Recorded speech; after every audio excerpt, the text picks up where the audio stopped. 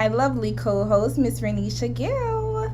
Hi. Don't she look beautiful with her orange lips today? We got nice and cute for y'all.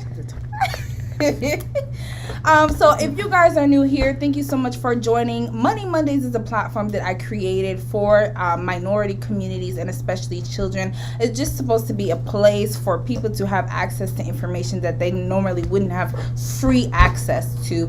And that's so we all can take control of our finances and do better for the future, and also teach our children better young and have them grow up knowing this information so they don't have to make the same mistakes that we all made, right? So, with that being said, we have a lovely special guest on our show today. It's Miss Reeba Hartley-Belle, attorney at law. Welcome, Reeba. Let's fix this so we can see you. Thank you. So, Reeba, can you give us a little bit of an introduction as to who you are, what you do? Okay, my name is Reeba Hartley-Belle. I'm from Miami, Florida, and I am an attorney. I went to Spelman College in Atlanta for undergrad. Then I went to Vanderbilt Law School in Nashville for law school. And now I work at a private firm as an insurance defense attorney. Ooh, okay. Can you give us a little bit of an insight as insurance? I can't even say that. Insurance defense attorney. That sounds so interesting. Okay, so I work at a private firm, but at the firm where I work, we take on like a wide variety of insurance cases. So let's say somebody slips and falls in a Publix. They sue Publix. Publix retains my law firm to represent them.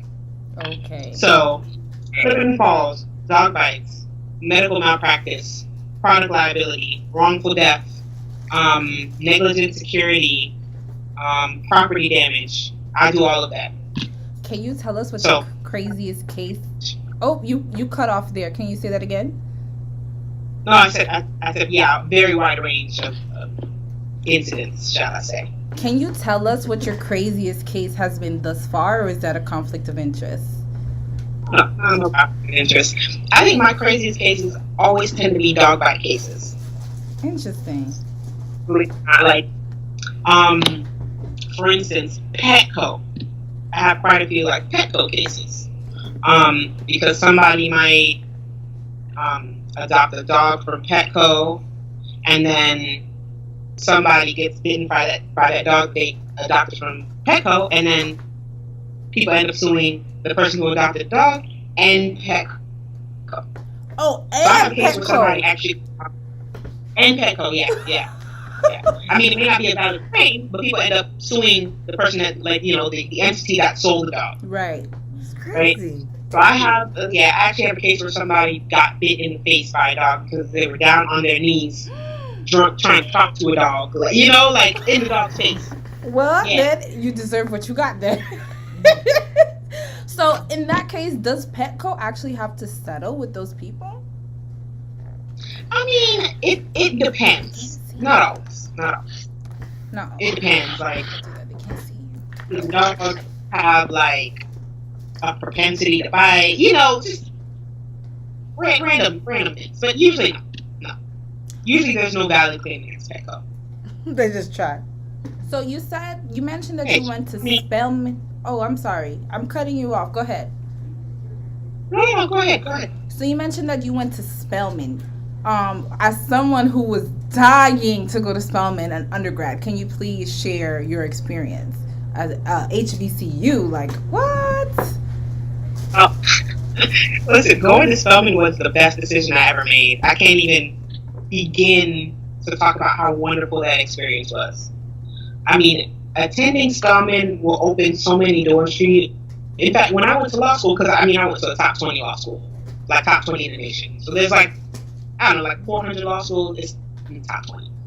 And most of the black people that I went to law school with actually went to HBCUs. Because, people, a lot of times they try to, make it seem like HBCUs aren't good, that they don't, present a lot of opportunities for you. But when it's time to, go beyond an HBCU or a job, getting a job, going into,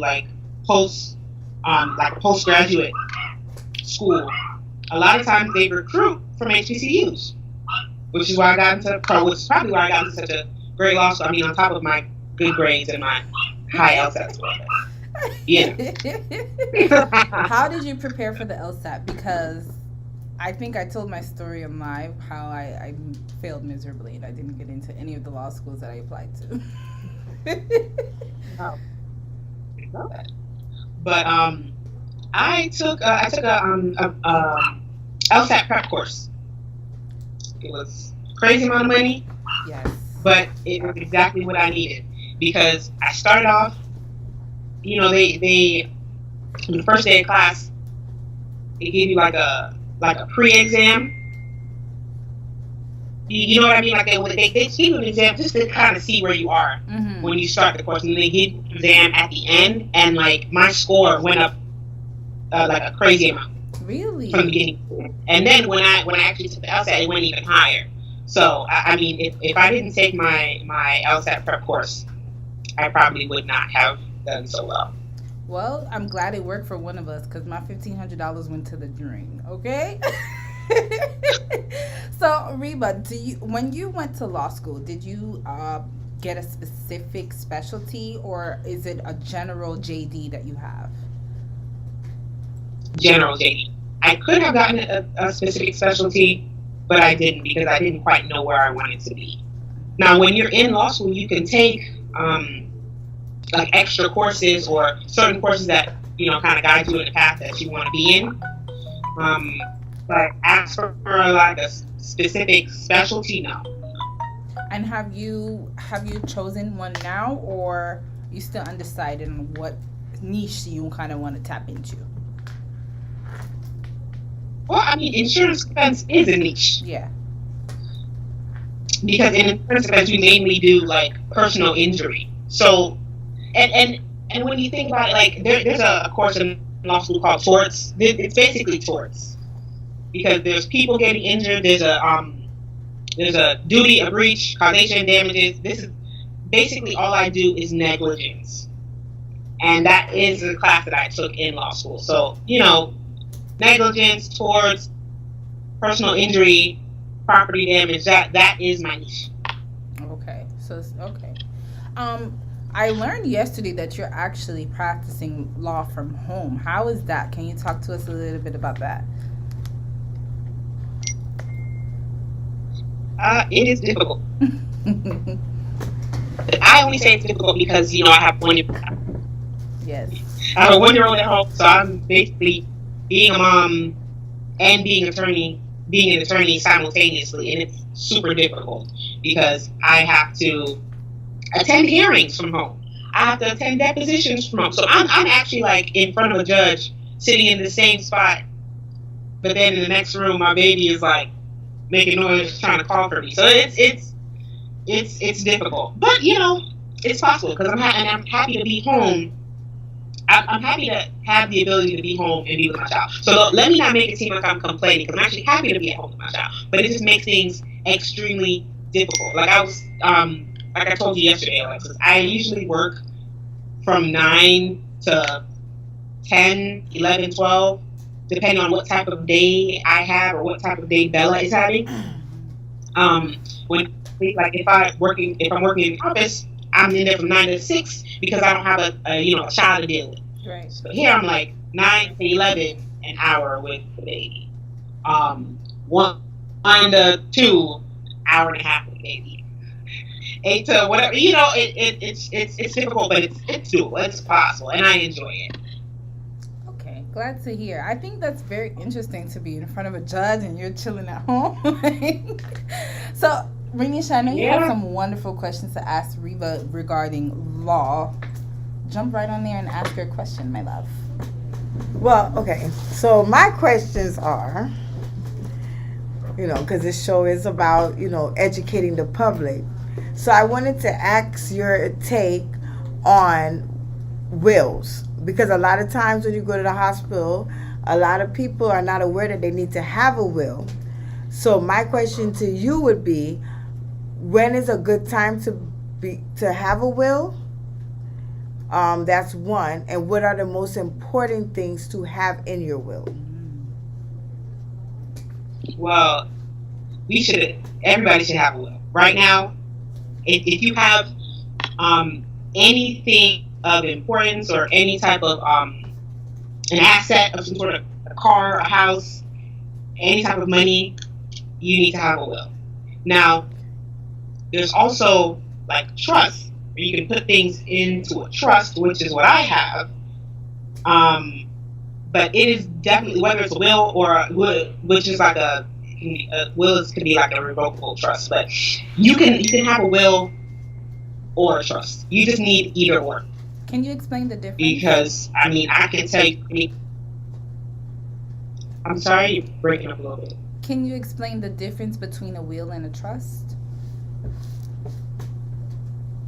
Ooh, that's a very, very difficult question that I can't really answer. Like it's that's. Oh man, there's so many intricate parts to it. Let me see if I can try to give you an explanation. Put it in baby terms for us. Yes, just generalize it. Pretend you're talking to Bella. Listen, Bella wouldn't be asking about it.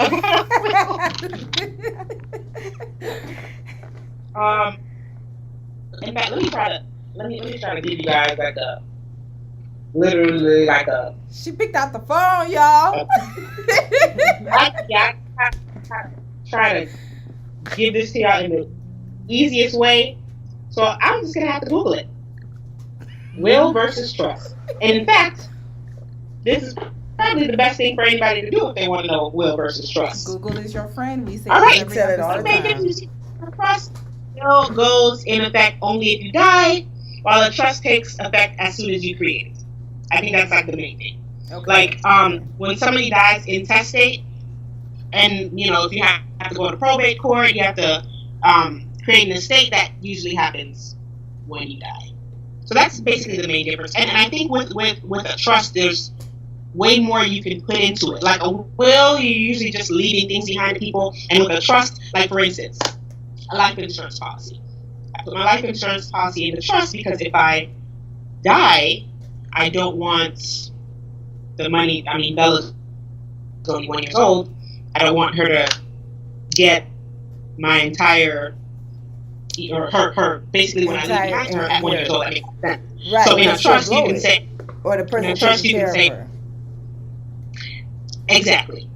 Because right now, if I was to die, her father gets her, and he gets the money too. All the money. All the money that I leave behind my child. And of course, I trust him to spend it wisely. But I would rather, like I have in my trust, have it say, oh, she can get X amount per year until she turns 18, or she can get nothing until she turns 18.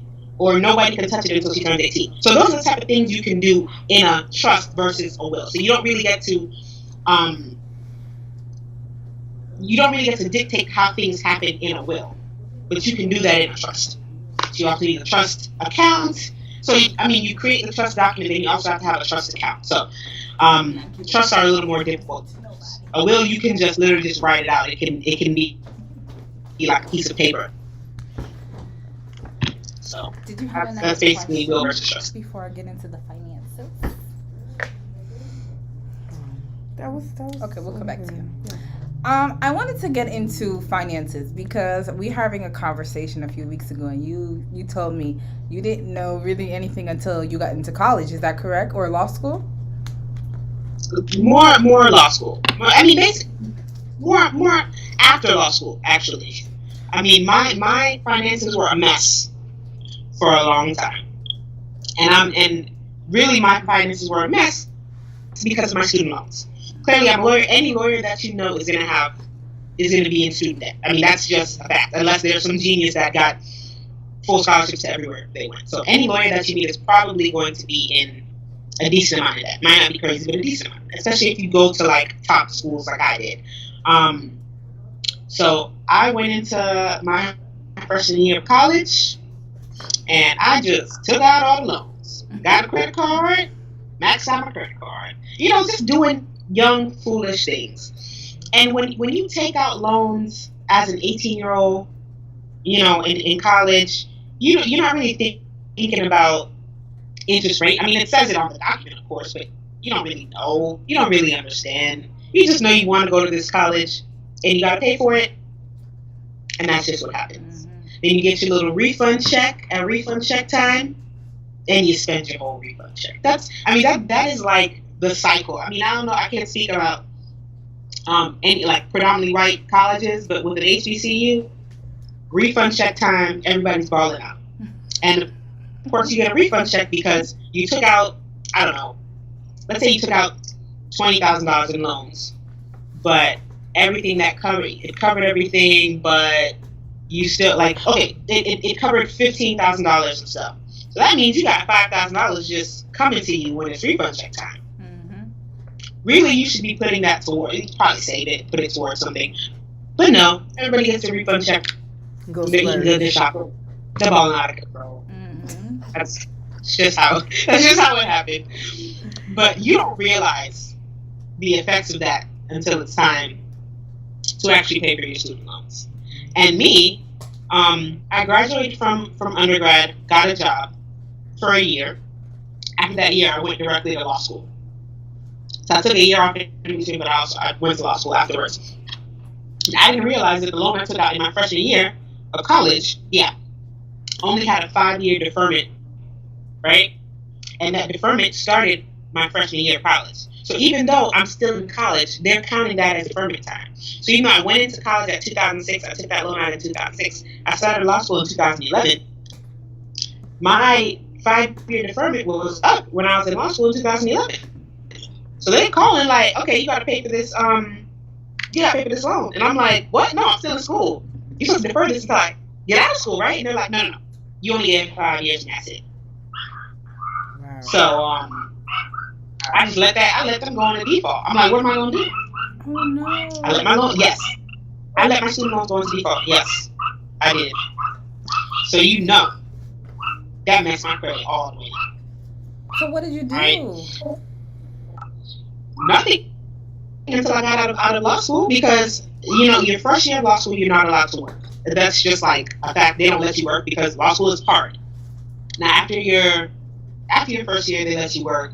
Still even shouldn't be working. I worked my second and third year, so I didn't take out as many loans.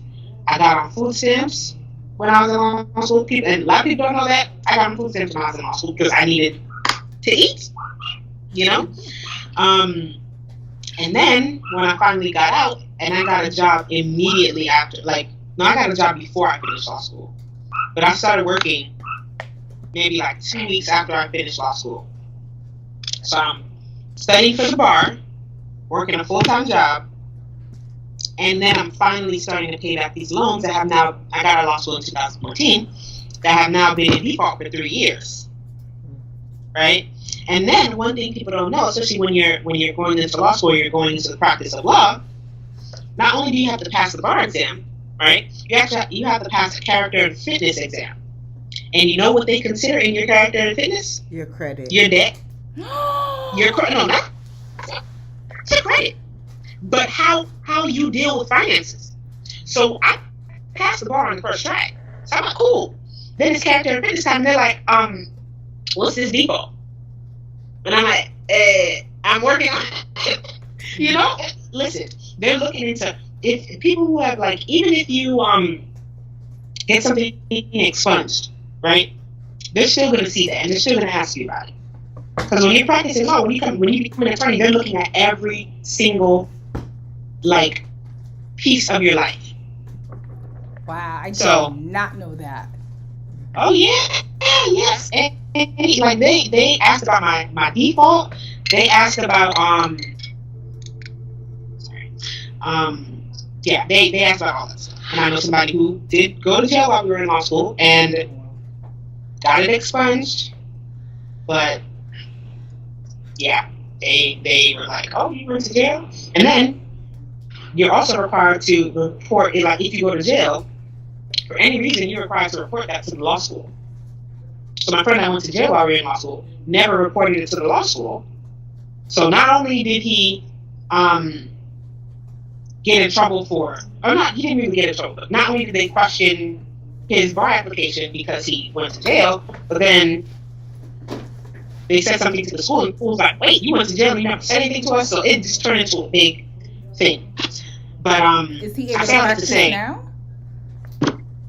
Oh yeah. He's once he basically has to write a letter of apology to the school and all that stuff. Yeah. Because he didn't report to school, because then they told the school has to say whether they knew or not. The school didn't know, so he had to turn around and apologize to the school. But yeah, big long process. But he got it. But yeah, so yeah, he got it. He got into the cards. Florida attorney right now. But yeah, so basically I had to get my ducks in line. So even if I didn't want to pay for them loans, you had to. So I had to. How did you turn all of that around? Okay, well, so my of course my credit was horrible when I got out of law school. Started paying things, but you start paying things, it's kind of going to like turn things around, but it's not going to turn it around immediately because things stay on your credit report for 7 years. So I have that default on there, that's just there. And then of course collections are coming after me trying to get it. Big mess. So what I did, and actually, it was actually Bella's dad, who's actually a financial analyst, who was like, you need to get your credit together. He's like, yeah, you can do stuff, but you can't just pay it and not try to do anything on top of that. So I wasn't even able to get a credit card. My credit was so bad I couldn't get a credit card. So I had to get a secured credit card. And I'm sure your listeners know what a secured credit card is. Yes, they should know. If not, you better go back and watch some videos now. I got myself a secured credit card. I saved up, I don't know how much money, however many. I think I put a couple thousand on there or something. I don't remember. But I put it on there, and I just used my card to pay bills. That's it. Pay bills, and as soon as I paid the bill, I would immediately use the cash and pay my credit card bill. And that's still what I do to this day. I pay out the balance of my credit card every single month. And between, from the time that I left law school and my credit was crap to now, I've gone up like 200 and something more. Can we ask what was your credit then and what is it now? Or is that too much information? Okay, I was at like a 552. Okay. When I got out of law school, I'm at like a 760 something. Yeah. And it literally took years of just not messing up. I have literally not messed up since I left law school, because it's the only way. I mean, if you're like me and you ruin your credit from a young age, literally the only way you can fix it is to not make any mistakes. Right? I have not missed a payment. I have not been late in paying a credit of any bill at all. I don't let things go into collection. It takes a lot of discipline. That's basically all you can do. So that's been. I got law school in 2014. 6 years it took me to get this high. So besides paying your bills in full and on time, what other practices have helped you get and maintain your credit score? Basically trying to pay off the smaller loans, right? And I'm still trying to do that to this day. It's like $2,000. Instead of paying, because a loan that's, okay, let's say $6,000. You have a loan that's $6,000. The monthly payment on that is probably going to be, I don't know, let's say $200, right? But it's in I guess comparison to a loan that could be like $20,000, it's small. So instead of making the minimum payment or like the required payment on that bill, just put a little more on that if you can. If you get a stimulus check you get a stimulus payment. Take that stimulus payment and pay off some debt. Mm-hmm. You know that's you can really build your credit. Getting credit cards and using them responsibly. Because you can't get a credit card with a $10 and spend $10,000. Like, for instance, my credit cards, I don't go over like 4% of my credit card every month, because I don't use my credit cards to buy things. I don't buy things I can't afford on my credit card. That's not what I use them for, right? I use my credit cards literally for gas, for paying this bill, you know, like my gym memberships. You know what I mean? You can't just use your credit card to, like, I don't know, Buy a purse, buy a TV. Right, exactly. Mm-hmm. Exactly. Unless you can pay that purse off immediately. Or And so everything you're saying is actually tips that we've said before on the show. Snowballing, which would be paying your smaller debts before you pay your big one, and of course paying your balances in full and on time every month. I say this every episode. Get with it, people. So Reeba, that was amazing. Last week we had an episode where we talked about how your past experiences or watching your family deal with things in life and in money shape how you deal with your own life and your money. Do you, by looking at your life and kind of reviewing, do you feel like there's some truth to that? Sorry, can you repeat the beginning of that? I was a little distracted. So last week we had an episode where I was saying that we need to review our earlier life and childhood, because most of our habits that we pick up now come from our childhood, watching our family members and seeing how they deal and interact with the world and money. Do you find in your life that there's some truth to that? You know, I definitely agree. And I can say that because, at least when it comes to home ownership, my mom has owned this house, I don't know, 20-something years, I think? 20-something years. And she worked at CVS her entire life. Wow. Have some, you know, really high-paying job. You know, she's been in the service industry forever. And she always just knew she wanted to own a home. So that's what she did.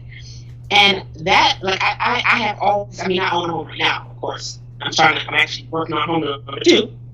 I just always knew I wanted to own a home because my mom, like, it was a big deal for us. You know what I mean? So when it comes to that, and then my mom is just she's not a big spender. You know, like, she's very reasonable person when it comes to finances. So I can definitely say that helped me. So I mean, luckily I didn't have somebody to look up to that was, you know, ridiculous with their spending or constantly renting. Not saying that renting is a bad thing. You know, like, if renting is what works for you, then perfect. Renting is what works for you. But I'm just saying, who I looked at, that is what they did, so that's what I did. Right. Definitely.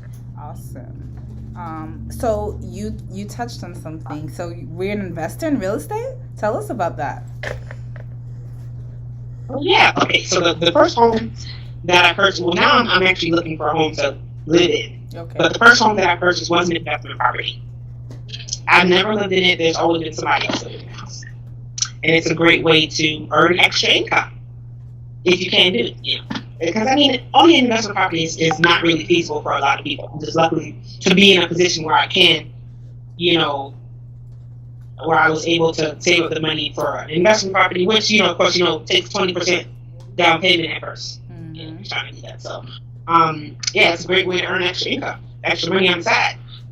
Because whatever you're paying in mortgage, you just charge somebody more than that for rent, and bam, you got a little extra income. So how did you get into that? How did you figure you're going to buy an investment property? Again, I gotta give some credit to my daughter's father. We might not get along, but I gotta give it to that man. He really put me on financially. Yeah. He did. That's a beautiful thing. Yeah, he did. Yeah, it is. Like I said, he's a financial analyst, so he's a money guy. He's a numbers guy. You know, always trying to save money, always trying to invest, think about the best way. So, I don't know, like, and and I don't even live in, like, it's in Riviera Beach, which is in Palm Beach County. Okay. Yeah. So we were just looking around Florida for cheap properties. Or in fact, initially I was actually looking for somewhere to live.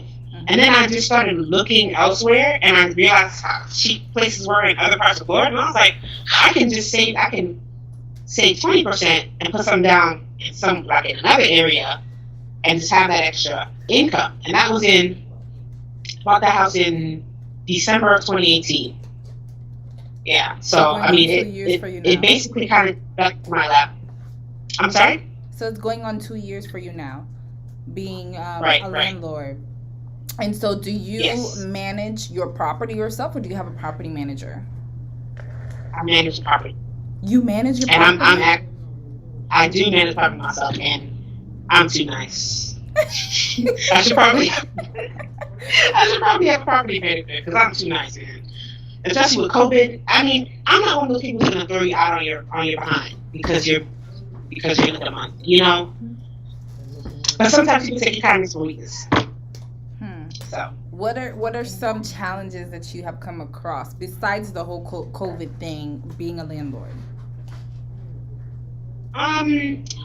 Like, I'm responsible to get things fixed when they're fixed. Like, the AC was just broken a little while ago. I had to pay for somebody to go out there and figure out what was wrong with the AC. So I have to come out of pocket for those. Now, I mean, I can also, it's in the lease that I can like share the cost with the tenant. But I mean, if it's like $50, I'm not gonna say, oh, you paid $25. That's kind of petty. But she's a single black mom. I'm a single black mom. I have a soft spot in my heart for her, so I just let a lot of things go. Waive a lot of late fees, you know. Hi Bernadette, thank you for joining us.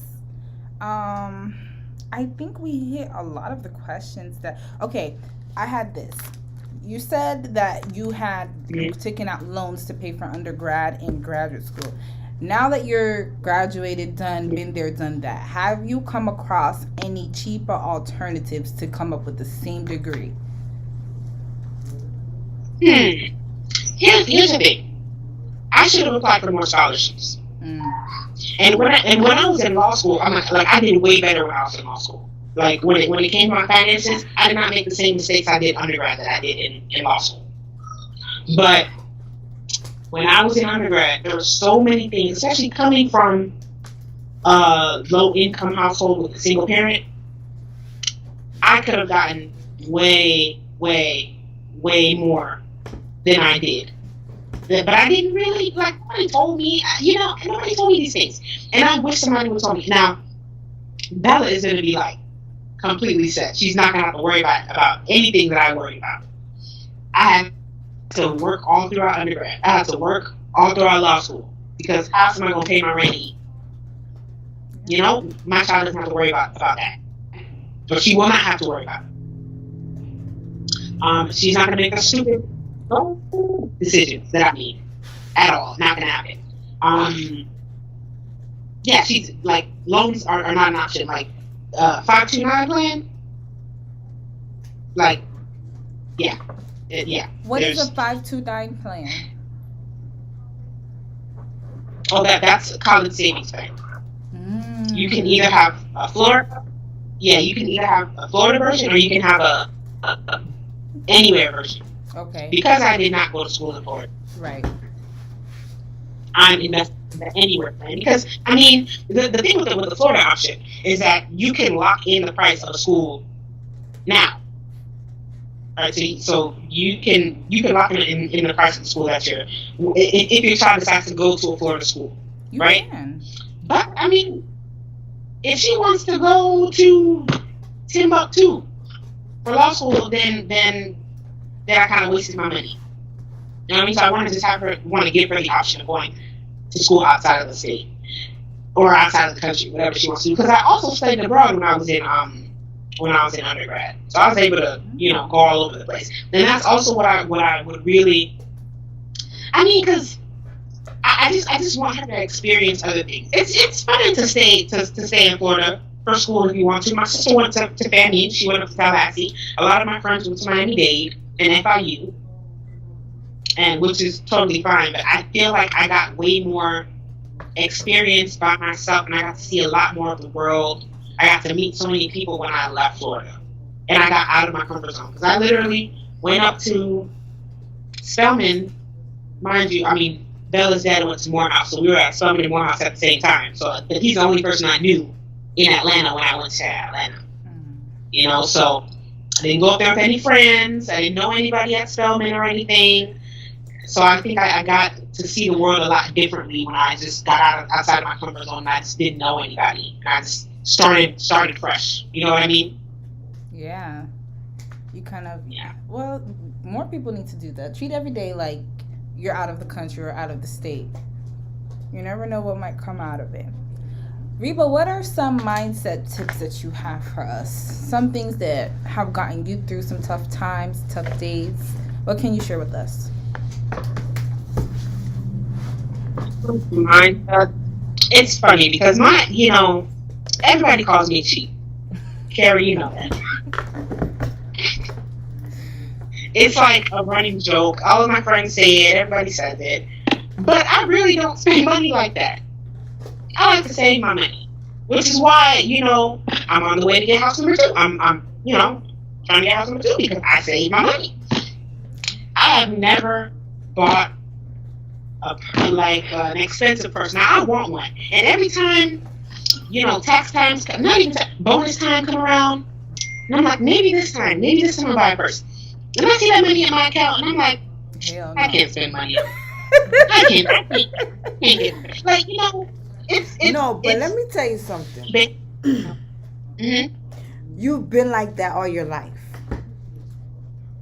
Okay? No, seriously. I'm telling you guys, she's been like this all her life. So, our parents would give us allowance every week, right? We got like $20 or something like that, or once a month, or some crap like that. They used to give us $20. Me and our other sister would blow the money, but Reeba would have a whole wad in her room. We used to go to her, so we used to be literally in debt by the time our next allowance came, because we had to pay back Reeba. And she collect too. And she used to say, and she's been like that. That's been her all her life. So don't say you didn't just get cheap. And I really don't know how you ruined your credit when you went off to college, because you never, we would get our money and run and buy outfits at the mall. This girl's saving money. We like, what you saving money for, sis? She was saving so much money, our parents went back and borrowed money from her. No. So, Reeba, what are some things you just won't spend money on at all? Nothing. Listen. I mean, listen. I don't buy nice purses. I mean, no, I buy nice purses. But the designer purses, I won't do that either. So, yeah. I mean, no. I mean, now, would I like to? Absolutely. But I just can't. You better learn what the thrift store is. That's where you can get the real Coach for like $20. Mm-hmm. Thrift store. Up by Riviera, where your house at. Try to find Louis bags and. I forgot to take the trash and put it outside the door. Never found one. And I know somebody found a Louis bag in the store. I'm like, I don't know how you did it, because I can't ever find any of those. That's what your sister did. You gotta go to the thrift shops in the bougie neighborhoods. You gotta go in the rich neighborhoods, like in Palm Beach and Riviera Beach up north. Mm-hmm. Go if we're going to Jacksonville, Orlando, those thrift stores have them. Mm-hmm. Trust me, I know. I'll travel for that. I'll travel for a Dune and Burke purse. And but yeah, I just there's nothing that I really just like spend money on like that. Food. That's it. Not even. Yeah. Maybe I need to call you every time I swipe my card. Like, Reeba, I'm about to buy this. Should I buy it or not? And she gonna give you the same story she gave me. That, do you really need it? Why is that important? Exactly.